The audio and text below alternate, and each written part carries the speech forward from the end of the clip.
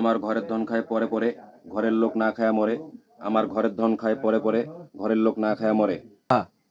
ভালোভাবে লেখাপড়া করো, ভালো রেজাল্ট করিয়া ভালো একটা সরকারি চাকরি করিও বাবা।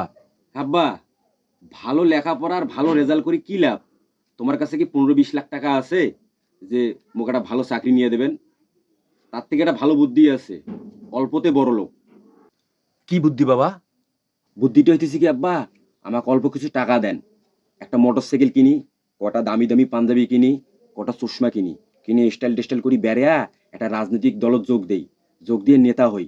নেতা হওয়ার পরে টেন্ডারবাজি করব, চাঁদাবাজি করব, ঠিকাদারি করব, করিয়া অল্পতে অনেক টাকা কামাই করা যায় বাবা। চাকরির থেকে বেশি কামাই। তারপরে বাড়িঘর করব, ভালো টাকা ইনকাম হলে সপরিবার সহকারে বিদেশ চলে যাবো আব্বা।